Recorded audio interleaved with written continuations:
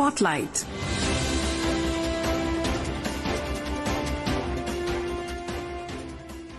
This is Akashvani. In the program Spotlight, now we bring you a discussion on key highlights of G7 summit. The participants are Gurjit Singh, former ambassador, and Arjun Chaudhari, anchor. So I'm joined by Shri Gurjit Singh, former ambassador, and today's topic of discussion is on the 51st edition of the G7 summit, which is being held at Kananaskis, Canada. Gurjit ji, a warm welcome to you on the discussion. Thank you. Gurjit ji, for the benefit of our listeners on Akashvani, could you tell us what the objective of the G7 summit is in terms of bilateral ties and global cooperation? The G7 is a multilateral organization of 7 developed democratic countries and the European Union. It is met for the 51st time today, but perhaps its relevance, unity, and centrality has never been more questioned than now. You know, in the year 2000, the G7 had share of over 40% in global GDP, which has now fallen to under 25%. Its own economic progress is overshadowed by others, and it is no more central to solving the world's problems than what it thought it was even 25 years. Therefore, the G7 is today an organization which persists but seeks a new relevance. And much of the problems it is facing today are geostrategic rather than geoeconomic, for which it was originally created. Yes, G7 invites other countries and is more and more dependent on BRICS members to come to the outreach sessions. Due to this, it provides an avenue for many bilateral meetings, which, given its small size, is often more feasible. Gurjit ji, this is a very unique phase in global history, especially with the tariff policy of the United States of America, geopolitical tensions between Russia and Ukraine, and now the war in the Middle East as well. You mentioned about bilateral ties and global cooperation as the objective of the G7 summit. Let's begin with Prime Minister Narendra Modi's meeting with the Canadian Prime Minister Mark Carney, especially after the breakdown in 2024 when the then Prime Minister Justin Trudeau had issues with India. How would you regard the meeting right now with Canada and India in terms of returning ambassadors to the capitals of India and Canada, and with a view to return to regular services to citizens and businesses of both countries?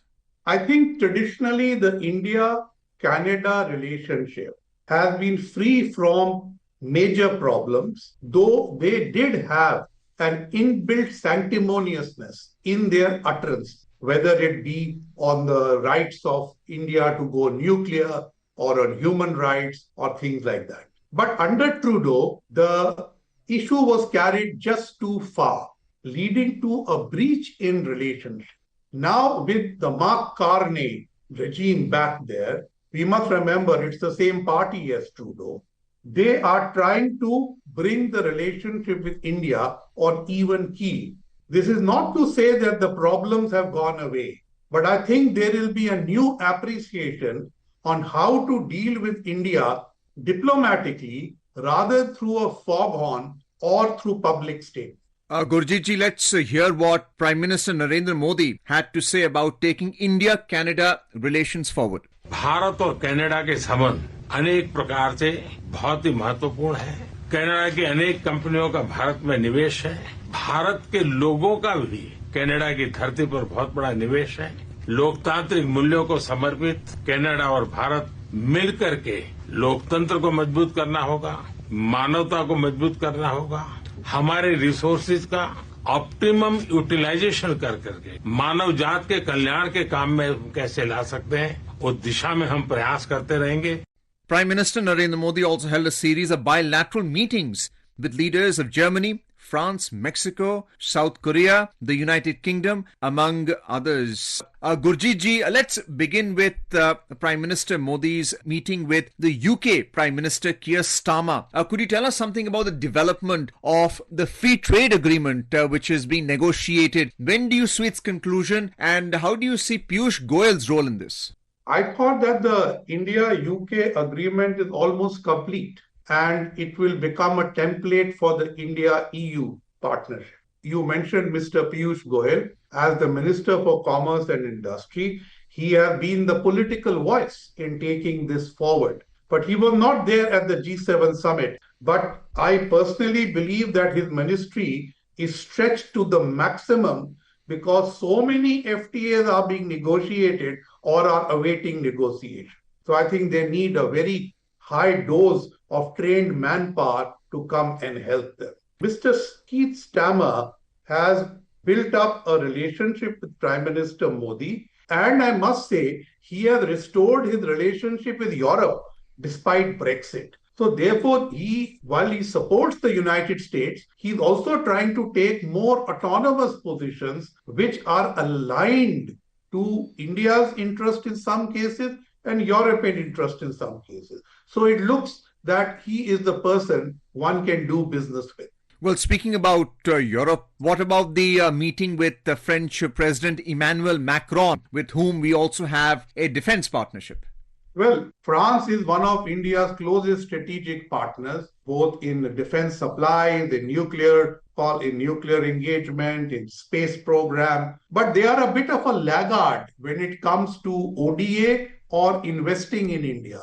They are not India's major economic partner in Europe, but they are a very important strategic partner. Gurjit ji, tell us about Chancellor Merz of Germany in terms of the India-Germany bilateral cooperation when we talk about trade and investment, defense and security, green sustainable development partnership, green energy, technology, innovation, education, and mobility. And I also believe that Prime Minister Modi thanked Germany for the support on the fight against terrorism. So Chancellor Merz is a new phenomena where India is concerned.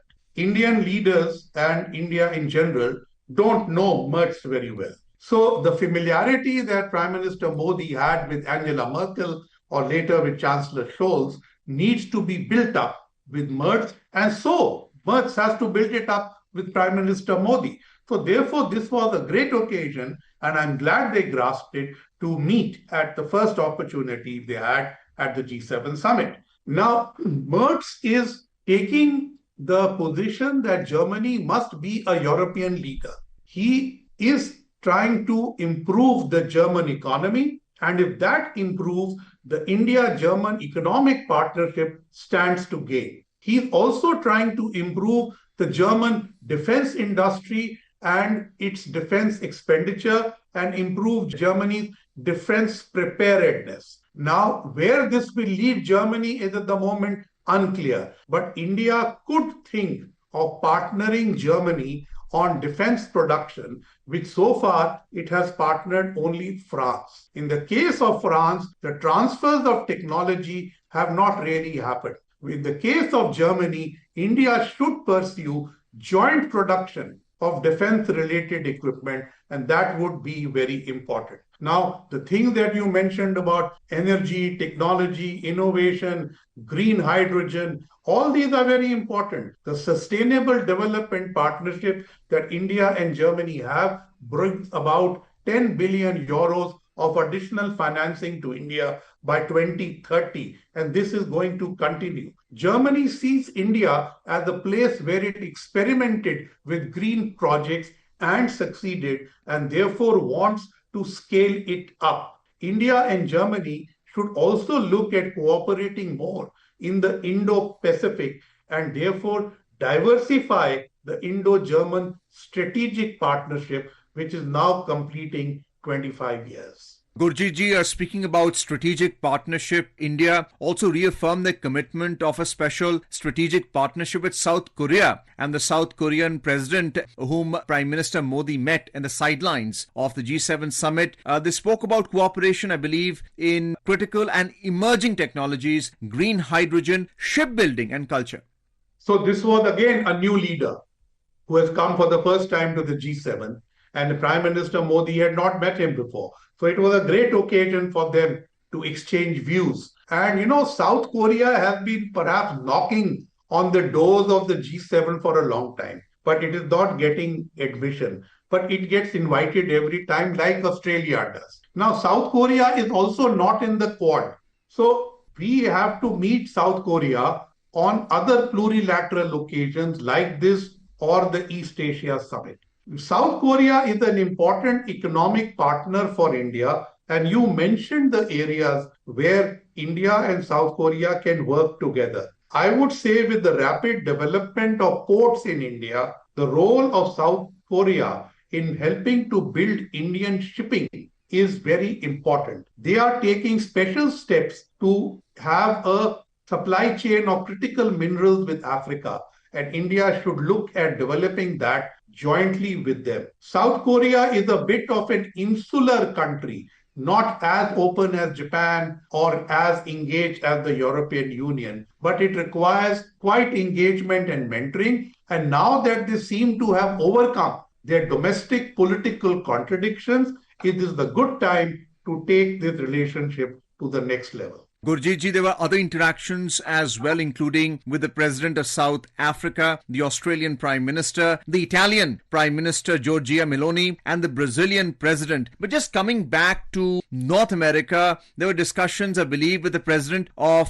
Mexico in terms of trade and investment, startups, innovation, science and technology, and auto sector, along with thanking Mexico for the support on the fight against terrorism. But along with all of this, there was also talk on collaboration in the field of semiconductors, quantum, and critical minerals, including artificial intelligence. Could you tell us about Mexico? Certainly. So I just want to mention that the meeting with Brazil was important because Brazil will host the Climate Change Conference of Parties this year, and it was the last chair of the G20.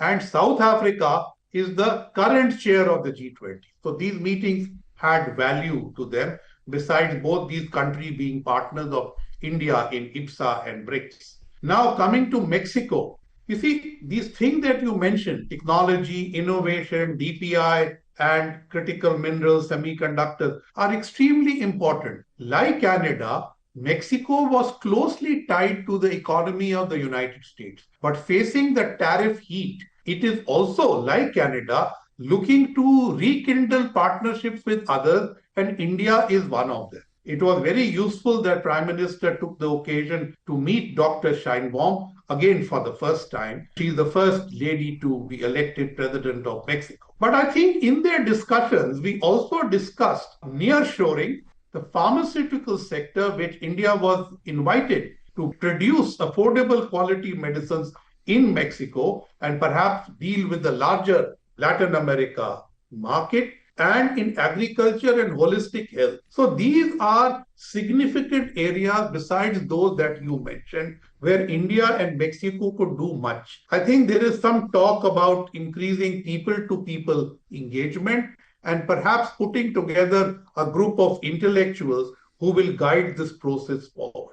Well, thank you so much, Gurjit Singh ji, former ambassador, for talking to us in great detail of the 51st edition of the G7 summit, which is held at Kananaskis, Canada, and the Prime Minister's 12 meetings in 10 hours, including with Canada and other nations, including Germany, France, Mexico, South Korea, South Africa, Italy, and Australia. Thank you so much, sir, for your in-depth discussion on Akashvani.